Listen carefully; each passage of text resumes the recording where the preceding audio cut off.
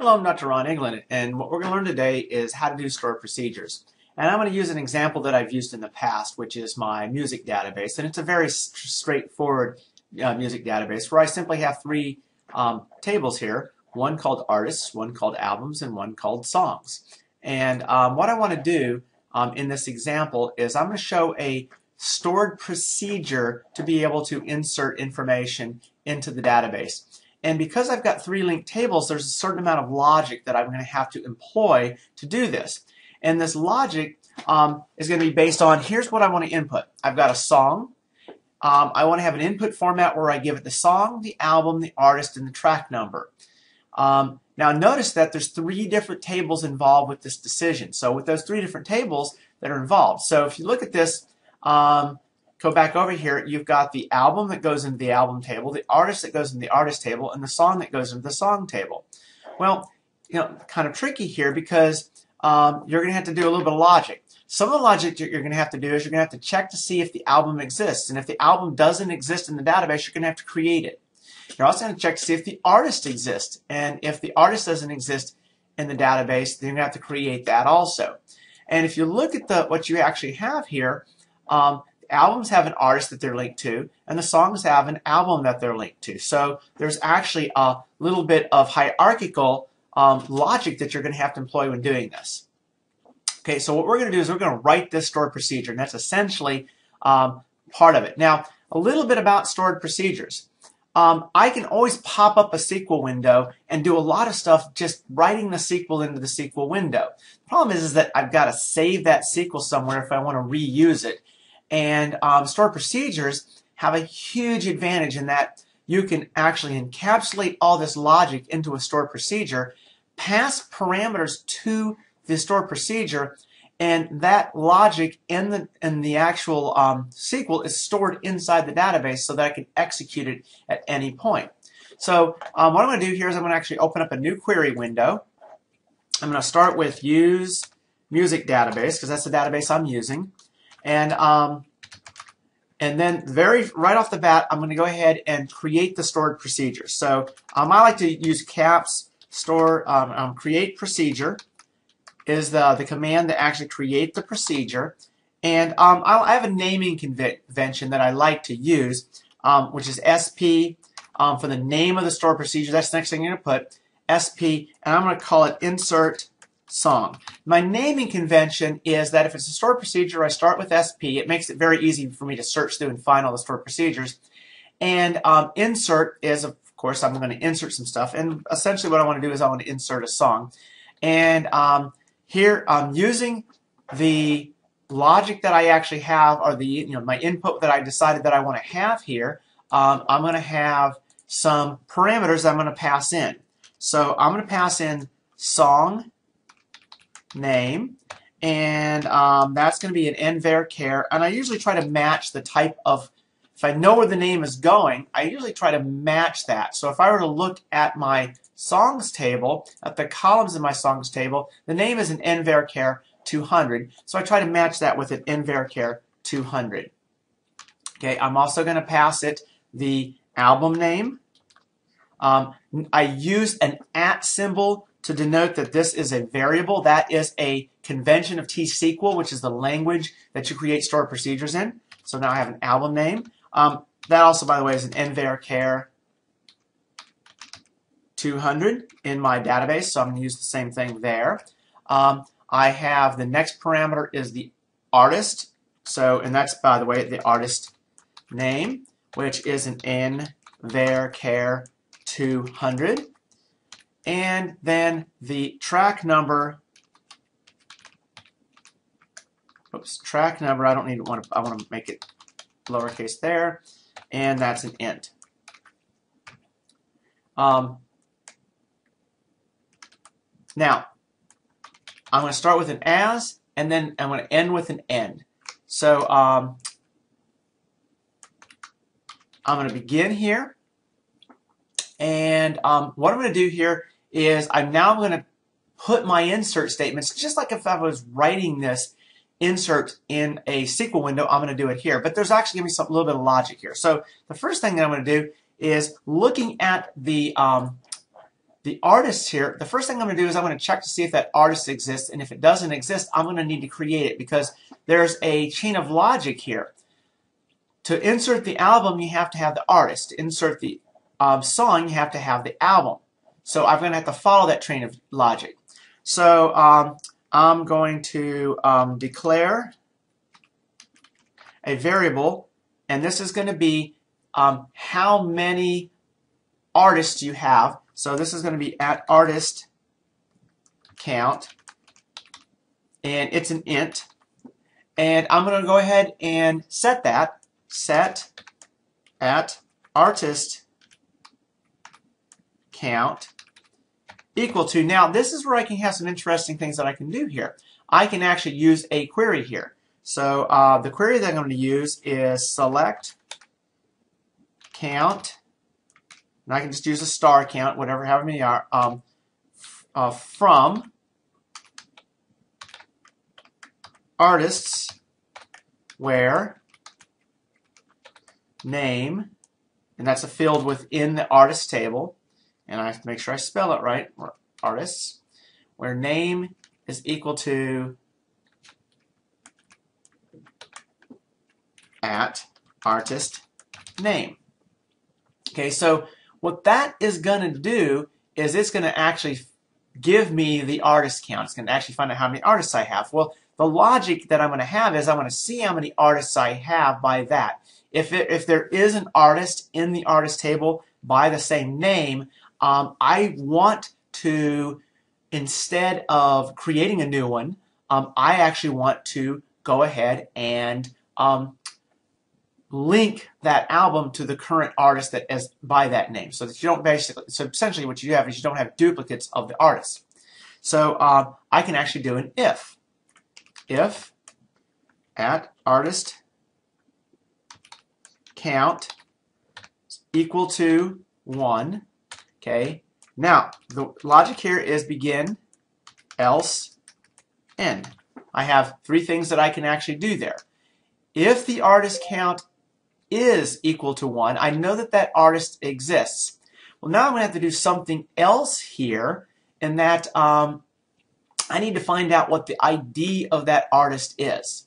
Okay, so that's going to be kind of interesting here. Well, to do that, I probably need a variable to do that. So I'm going to actually declare a variable here that is artist ID, and it's going to be an integer.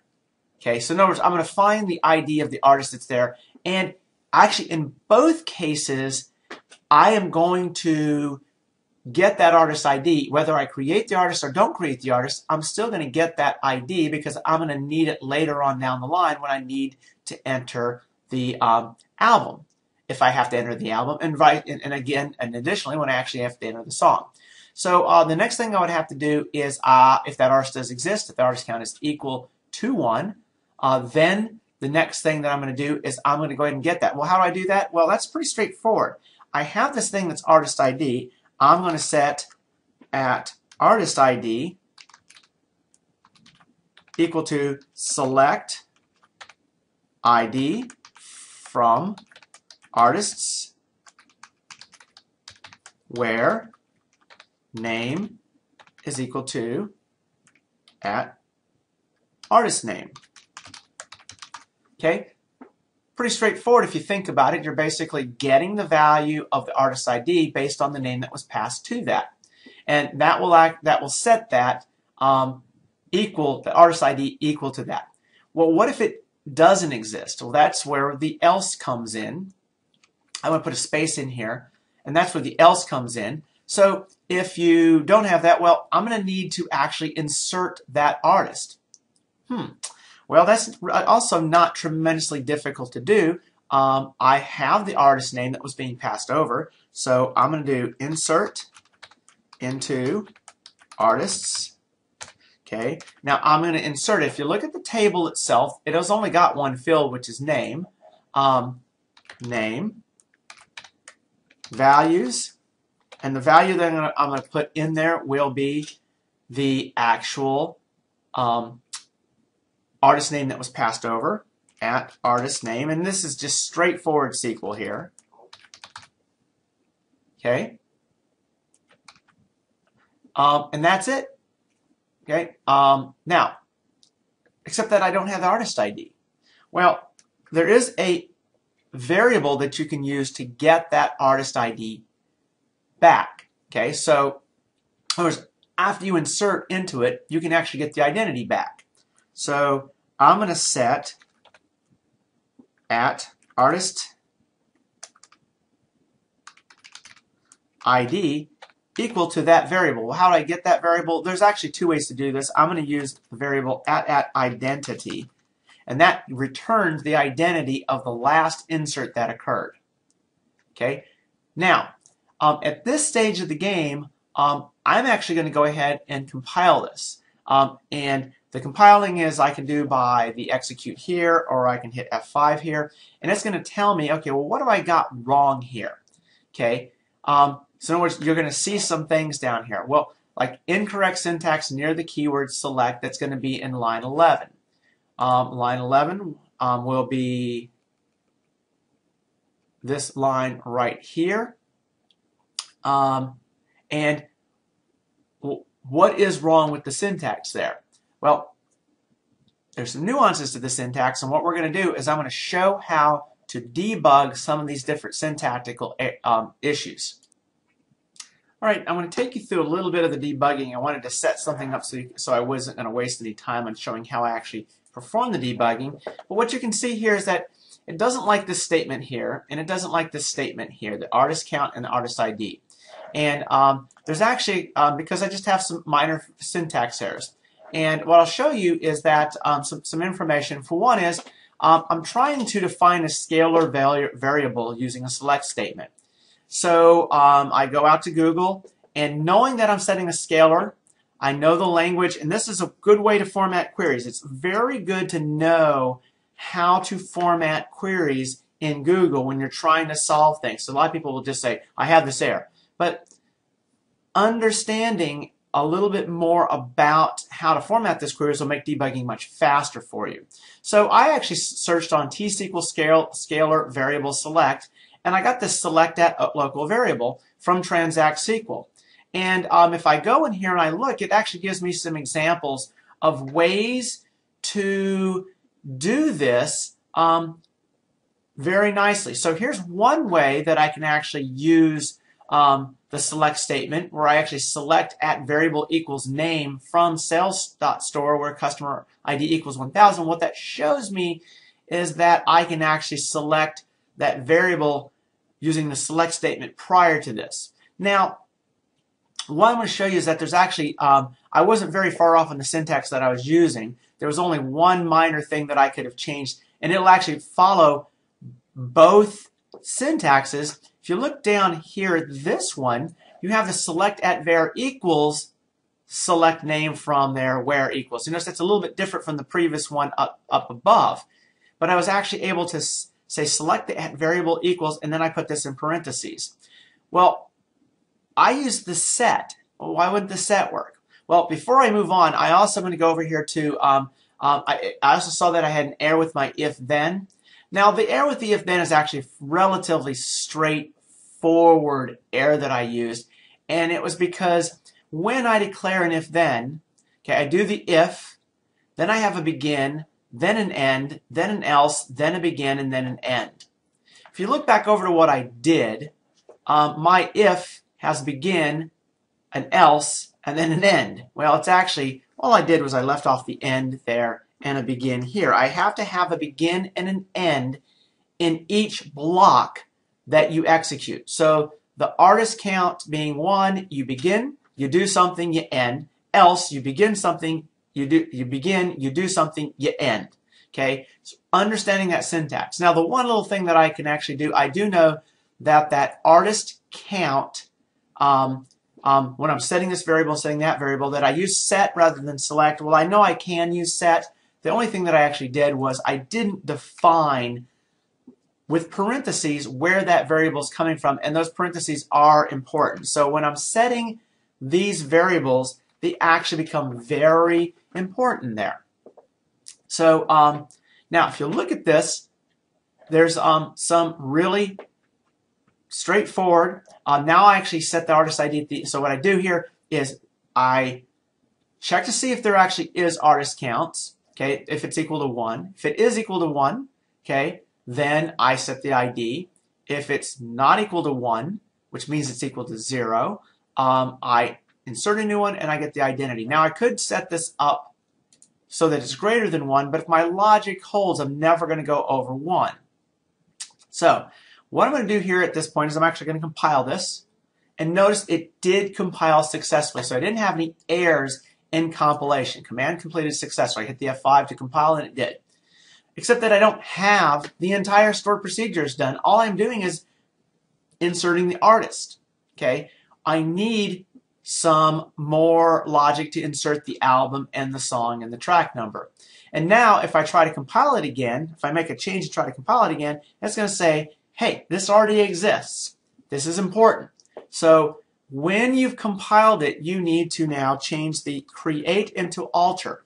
Now, something that you can do here, I'm going to go over here and show you. If I'm looking at the music database, okay, I'm going to close tables and diagrams. If you look at programmability, you have stored procedures, and that stored procedure actually will show up in the list. And if I want to script it as a create or an alter, okay, I can do that in a new query window. There's the exact same thing that I just did, okay, with the alter that I can now compile from this query window. Well, I'm not going to do anything with that because I've actually got it over here in this other window. So, as you can see, I can put those pieces together. Now, I now have an artist ID, and I'm going to go one step further with finishing this out. I am not going to take it all the way to the insertion of the song. I'm going to actually leave that to you, but I am going to go to the next step. And the reason I'm going to go to the next step is because if you look at the diagram, the next step is to enter the album. And the album does have a link to the artist ID. So you really want to know how you actually make that occur. Well, I have the artist ID now in a variable. Whether I have an artist that was already in the system or I have an artist that wasn't in the system, I actually have that artist ID created. So now I'm going to go to the next step, which is I need to insert the album. Well, the logic is going to be very, very similar here. Okay, I've done my if then. So now I'm going to go, I'm going to declare another variable called @albumCount. Okay, and it's going to be an integer also. So I declare the album count, and I'm going to do the exact same thing. I am going to set, I'm going to check to see if the album already exists in the system. If the album already exists in the system, then when I create the song, I don't have to actually create a new album for the song to go into. And I'm still going to have to do the same thing. I'm going to have to get an album ID if it does exist, whether you insert it or don't insert it. But if you look at the logic, it's exactly the same as the previous logic with the artist. So I'm going to set @albumCount equal to select. Now I remember I put the parentheses in this time. Select. Now I want to know what the count of number of albums by a specific with that specific name are in there. Select count from albums where. And now you can see where my naming convention really comes in handy. I called it name is equal to @album name, close parentheses. Next step, check to see if it's equal to 1. If album count is equal to 1, begin. Now I'm not going to make that mistake twice. End, else, begin, end. Now I've got the blocks where I need to do the two different things that I'm going to do here. If it is equal to 1, what I'm going to do is I need to get that ID. So now I need to have that ID regardless. So before I go into the if block, I'm going to declare that ID @album ID as an int. Okay, so now it's simple. I can just simply set @album ID equal to, now I have to write that select statement, so select, and I can actually make this very simple. I can take this select up here, bring it down here, and just change the count star to album ID. I know that it exists because it was equal to 1, and else, if it doesn't, if it doesn't exist there, I'm going to have to insert it. So insert into albums. Okay, you're going to go into the name field is where it's going to go, and the values that you're going to insert there. And there are actually shortcuts to this, so you're going to see inserts done different ways. The value that I'm going to put there is going to be the album name. Okay, and I need to get the identity of that because I'm going to need that in the next step. But notice I got one more thing I'm going to need to do. If you go over here and you look at the album, I need the artist ID. Now I did skip year here. I could have put the year in. The year would have had to be inserted with the actual insertion here, but I need that artist ID. So what would I do here? I'm going to have name, comma, artist ID, and I have the artist ID. I got it previously from that last query. So whether it was a new artist or not a new artist, I still got it. So see how now that my insertion actually has those two fields that are there. So that should have a link to it. All right, to that artist. And I'm going to now need to still have the album ID because I need it when I insert the song. So next step would be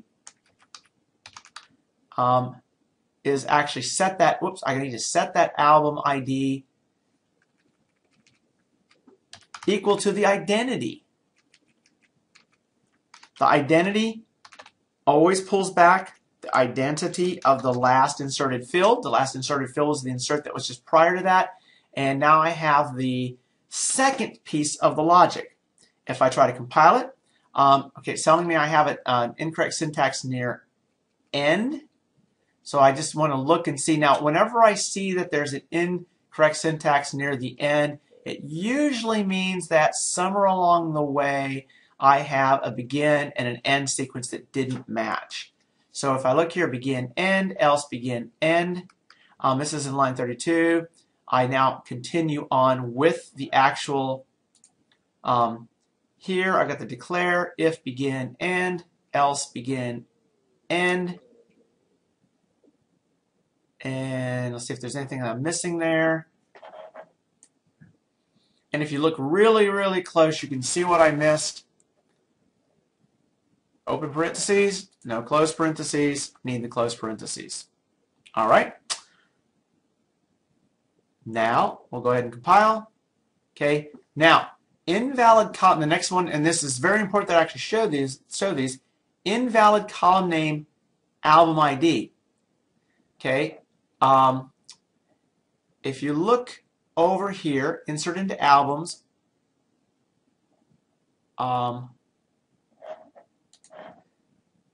you look at the column here, well, there is actually, if you look at the albums, the field is called ID. Okay, it's not called album ID in the albums table, it's called ID. So you just simply have to set that equal to ID. Okay, straightforward bugs, but at the same time, these can really throw you for a long time. So you want to be fairly meticulous as you go along. And then we're going to compile one more time, and notice that it did this last time, it compiled successfully. Now, the last step is relatively straightforward. I'm not going to look to see if the song already exists. This is what I'm trying to do, is insert songs. So I'm going to have left as the last step to do an insert. So I'm going to insert into songs. And what I'm going to insert into songs will be, I have an album ID, the name and the track number, and the album ID. So if I do that, the name, okay, album ID, track number, and then the last little bit would be the values. And I'll show you that you can actually put that on, and I do this all the time. I actually put it on a separate line. I actually try to format these so they read really nicely when I go back to them, because a lot of times you go back and change the logic in these. The values, well, we know that if you go to the very top of where we created this stored procedure, song name and track number are both in there. So at song name and Album ID was the second one we had, which we actually have, at album ID. Notice if it has an at in front of it, it is a different variable. It's not the same variable as the actual name of that field there. And at track number. Because of that, I almost always try to call fields that I'm using in the stored procedure to be the exact same name as the field where I'm going to put it into the database. It makes life a lot simpler there. Okay, so that's the final step. If I compile it, compiles completely. And now, one of the nice things about here is I can write an exec to execute the stored procedure. If I come down here and I do execute stored procedure, it's going to bring me a pop-up, which is kind of handy. So suppose I'm going to put here's what I'm going to put in. I'm going to take an Elton John album. I'm going to use Funeral for a Friend and / Love Lies Bleeding, which if you are a music aficionado, you will know that that is the first track of Goodbye Yellow Brick Road. And by now, most of you have probably figured out that that is Elton John. And the track, it's the first track, so I'm going to put track number 1. I click OK. Now that actually doesn't execute this. It gives you the statement that does execute this. And it's worthwhile to understand how this statement works. Like the N in front of the parentheses means that this is a literal. It's going to be put in that directly that way. I can now actually execute this. So I can execute by clicking execute. Now if I go back into my tables, I'm going to look over here at my albums. And let's say I select the top 1,000. There's Goodbye Yellow Brick Road. Notice the year was not there.